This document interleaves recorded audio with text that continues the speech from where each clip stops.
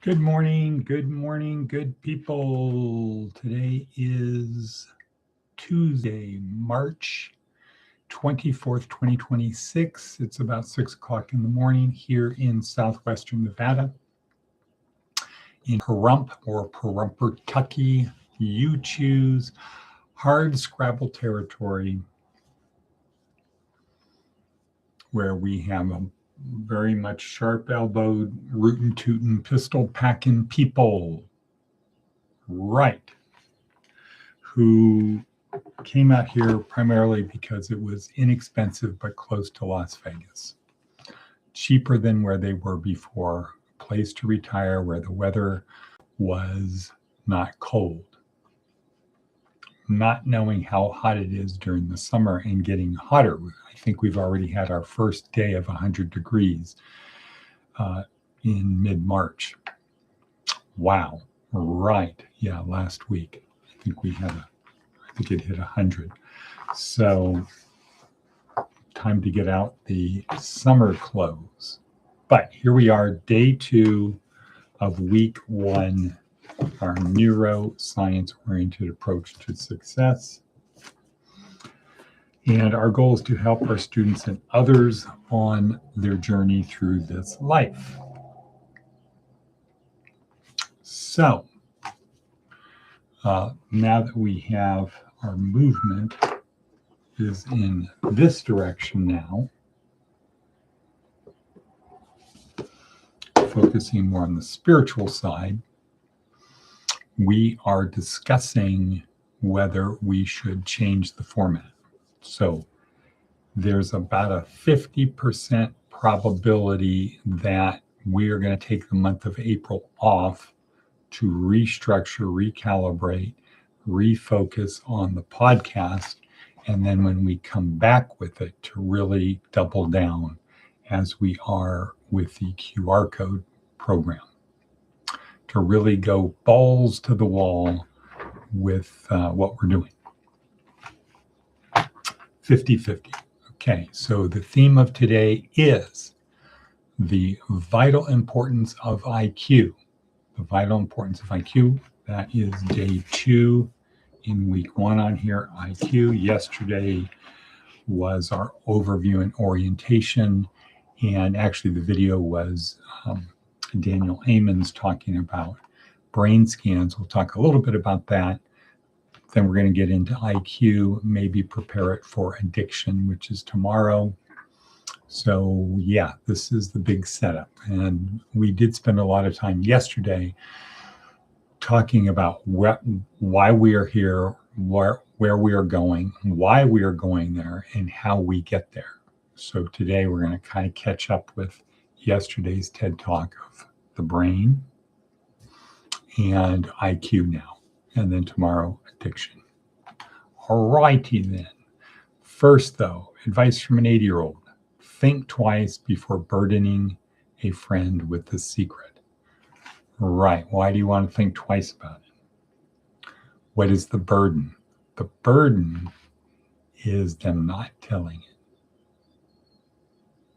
But then there's this kind of other thing. If you're my friend, I need to trust you and I need to tell you secrets. Or if you're my friend and you have a secret and you're not telling me, are you really my friend? Right, very complicated. So think twice before telling a friend a secret. Okay, Seth Godin, numbers and the human/computer interface. If you tell me your ID number, your phone number, or the wiring instructions for your bank account, not only will I forget them, I'll need you to repeat it a few times so I write it down without making a transcription error. True. When we first started using serial numbers, the Roman Legion did this thousands of years ago, and the British Board of Ordnance required it by law in the 1700s. It made perfect sense. Issue the next number on the list and move on. But numbers alone are difficult for humans to error check and handle, so we use computers to help. The problem lies in the pesky humans who are still part of the chain. So here's a simple hack. It's unlikely to catch on worldwide, but I think it's fascinating enough to consider. If you had a list of 153 letter words, all selected to be easy to say, spell, and discern, you could use them to replace numbers in a productive and useful way. So, Big Bob Zap Car Cat is 5 words next to each other. Big Bob Zap Car Cat. There are 75 billion combinations of 5 words, which means that it replaces the numbers like 483-945-0381 with room to spare. Right, 75 billion combinations. For ATMs that are 4 or 5 digits, you only need 3 words.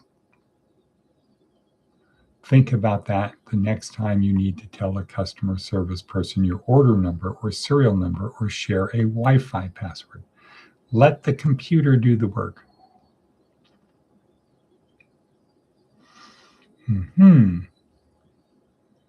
Big Bob Zap Car Cat. Well, the question is, how do you turn Big Bob Zap Car Cat into a number? What is the numbering scheme? I'll have to go back and relook at that. Big Bob is 5 words next to each other. There are 75 billion combinations of 5 words. So, which means that it replaces.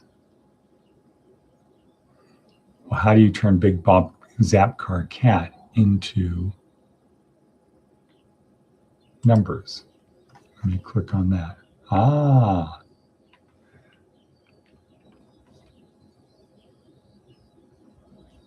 Let me just quickly look at something here.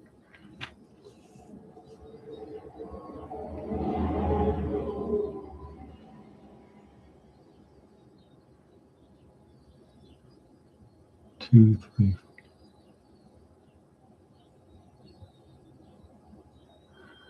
Replace shared numbers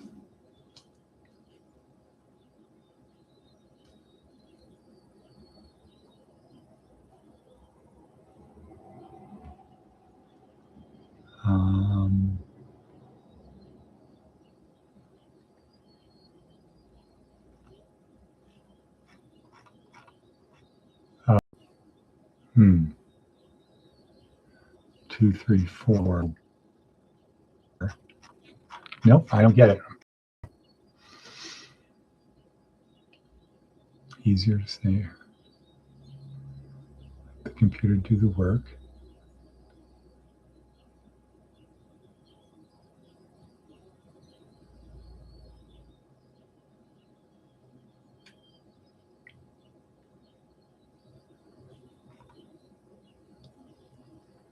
Well,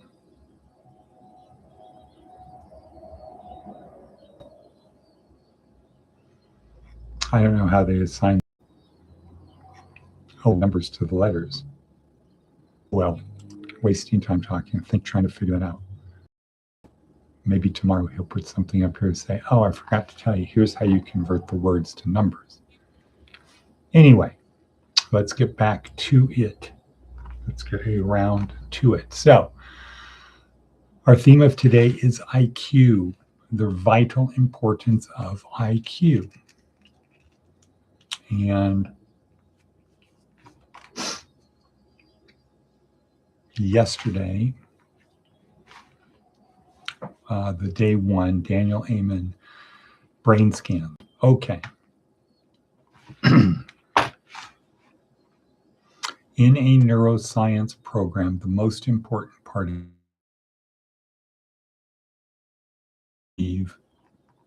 that is the brain. And here at our lived past, anticipated future, our ability to simulate, et cetera, are stored in the neurons in our brain. Next week, day 1, Sebastian Song gets into talking about neurons. Today, well, for yesterday, the idea was what brain scans reveal. and the importance of brain scans. And Dr. Amen is a psych, I think he's an MD that studies the brain. And he puts people in scanning machines. And he looks for neural activity using a PET scan, not an fMRI. And he looks for activity, high activity, low activity.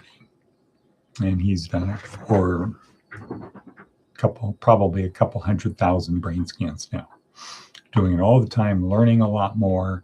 And the basic idea is, how do you know if you don't look? How do you know what the problem is if you don't look? And he says there are 5 main ways to damage the brain, which is the consistency of soft butter inside. So, number 1, alcohol, drugs, traumatic of the skull with bony ridges, brain injury, bonk your head, take drugs, drink a lot of alcohol, damage your brain. Then you have a brain disease like Alzheimer's, something. And then you have something growing on your brain like a tumor or a cyst. And if you have something growing on your brain, because we have a bony skull that doesn't expand, it pushes on the brain. As the tumor or cyst is growing, it pushes neurons. So that's where brain damage comes. And so one of his points is, if you have something growing on your brain, no amount of cognitive is on the brain, and that damage, behavior therapy, talk therapy, no amount of therapy is going to help. You need to remove the cyst or the tumor. If you have a brain disease, something basically growing in your brain, or your cells are dying, no amount of talk therapy is going to help. What you need to do is have a brain smart program. So you find out what is the cause of the damage. You want to try to do your best to stop that. But then we need to rely on the brain's ability to relearn, or to make new connections, to relearn. Neuroplasticity. You want to rely upon that to relearn. So the stuff you lost is gone. The neurons are damaged. They're not coming back. But you can basically relearn it. So you're sort of rerouting the neural activity, the chains of neural activity. And Dr. Amen calls that a brain smart program. So if you have dementia and you're starting to forget stuff because your brain cells are not functioning properly, the idea is to do a brain smart program to relearn. So that could be taking the photographs in your house, sitting there with somebody and going over them every day. Who is that? Who is that? Who is this? When did this happen? Where did you get this? Relearning stuff, an active program. So as thinking and just spending time in terms of a bucket with holes in it, and stuff is leaking out, never to get back in the bucket, you now are relearning the stuff. Could be sort of like recapturing stuff, putting it back in the bucket, and then trying to patch the bucket. So, important things for our people, our typical students. Don't bonk your head. Drugs are bad. Alcohol is bad. Have a healthy diet and lifestyle so you don't get brain disease or something growing on your brain.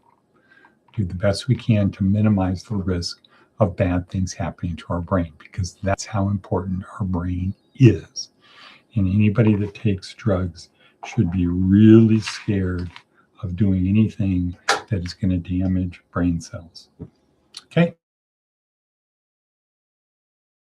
The importance of taking care. Now, that's Daniel Amen, of your brain.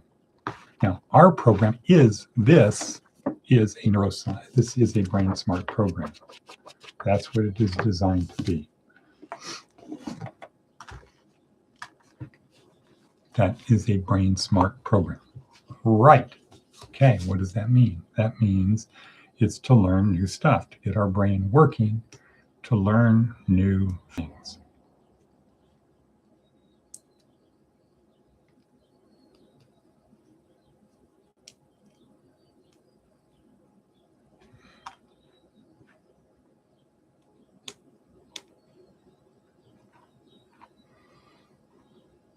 Okay, next. Okay, today's talk, IQ. Now, first off, Jordan Peterson makes a point of saying there are two types of IQ, fluid and crystallized. And he'll say fluid IQ or crystallized IQ is the stuff that you've learned. And he'll say the way IQ tests work is they take a sampling of what you know, they test to see what you know, and say, well, you should know this amount. By this age, you should know this amount. Or if you want to get into college, you want to go to law school, you want to do whatever, this is how much you need to know. So they sample what you do know and compare it to what you should know. So in other words, if you want to go to Stanford, you need to know this much stuff. Otherwise, you just can't make it. You can't get through. You're going to fail. You're going to drop out. You want to go to law school, medical school, this is what you need to know. If you don't know this, you cannot complete the course. So crystallized is a measure of what you do know compared to other people, and et cetera, et cetera, et cetera. So think about a bucket. It has a bunch of lines on it going around it at different ages. And those are like benchmarks of what you should know. So think of it as IQ is the measure of what you know, and the volume that's in the bucket is the stuff you know. Now, let's go back to Dr. Amen. If you have brain damage, what's happening is you put holes in the bucket and stuff is leaking out, or you don't have the ability to keep going up. You can't keep learning. Now, the other type of IQ he talks about is fluid IQ.